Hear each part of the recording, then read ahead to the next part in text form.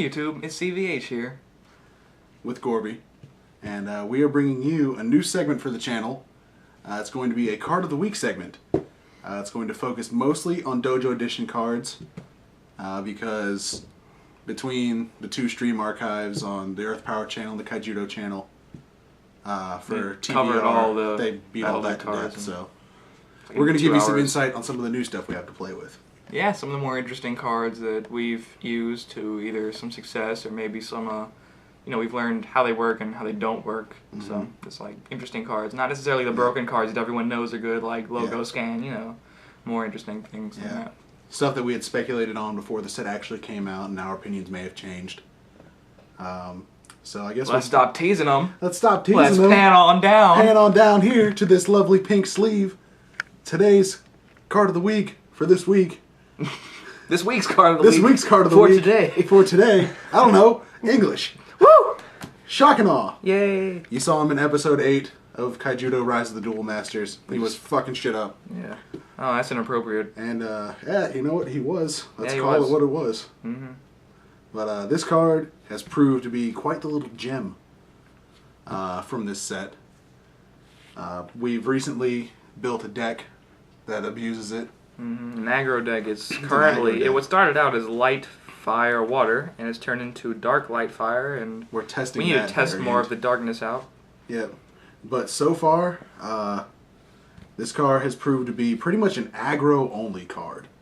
Spencer currently runs like 2 in his water dark light. 2 in his water dark light. In general, they'll want to stick to more come into play effects that don't rely on having a field, because control has a hard time keeping a field like that. So Blinded Beetle would probably be the better option for control decks generally. It would, because like especially early game in the control matchup, this card's subject to a lot of removal.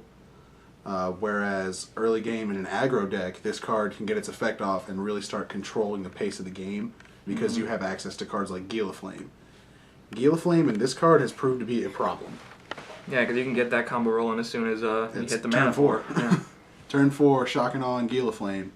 You're getting stuff off the field. The only thing that can really stop that combo is either like a ridiculous amount of blockers like Frogzuka on the field early game, or the random Bone Blades or Tornado Flame in the first shield, which it happens, but not often. So I mean, shit always happens. Yeah. And also it combos well with other cards. Let me look at the deck. Is this the? Yeah, that's the deck there. Yeah. Especially. What does it combo well with? This card. Yeah. Right here. Yeah, that happened a few times. The original Tatsurian, the one from the battle deck. Shock and Awe, swing, tap something. Tatsurion now has its effect live the turn you summoned it. So you can just go ahead and start just bopping stuff. It's also useful with any of the large light blockers. You got Sunstalk Seed, any of the 4 for 5 guy, the 5 for 6 guy. Early game, Sunstalk Seed, killing stuff like Hydra Spy, Aqua Seneschal. Mid game, you got your Grand Gears, your Keeper of Twilights. This being an aggro deck doesn't really run that many blockers though, but it still combos well with stuff like, Ghost Spy, the Slayer Dude, Bad Breath. Even Trox, if you were so inclined to run it. But this card is like really cool just because you can be swinging in for shields and putting pressure that way, and also keeping the board clear and getting blockers out of the way. And it's a very setup heavy card, but it's a really good setup card because it starts happening the turn right after it's summoned. In an aggro type deck anyway. Yeah. That's why we said it's not particularly good for control, because control late game is the only time you really want to see this card. Some controls can pull it off, but the way I play control, I just usually hold off on attacking, so it'll probably just sit there as a 2000 vanilla. So yeah. So not my style, but yeah. So I think that about wraps it up for this week's card of the week. Yeah. Shock and Awe. Pretty cool. We'll give it a try if you run light. Perhaps. 2 DED, number 8 of 55.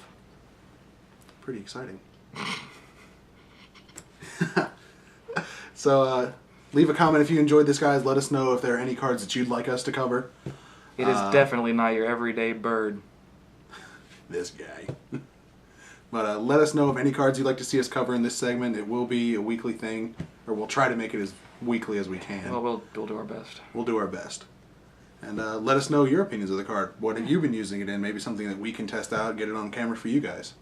Hopefully, I don't know, are they seeing this soon? Because if not, we can... Hopefully. We'll profile the deck that, Yeah. So check out that profile. Either it's coming up or it's already there. But either way, give it a look and see how the deck has been performing and the deck profile and description of all the different combos and stuff. It's pretty cool. It's fun Shouts stuff. out to Spencer Swan. Shouts out to Spencer Swan. I love you, buddy. Team Peach. Team Peach. Aw. And leave a like if you enjoyed. Check out out the social Facebook, links, the them Facebooks, them Twitters. Twitters. Subscribe. Yeah. And we will see you next time on our card of the week. Peach.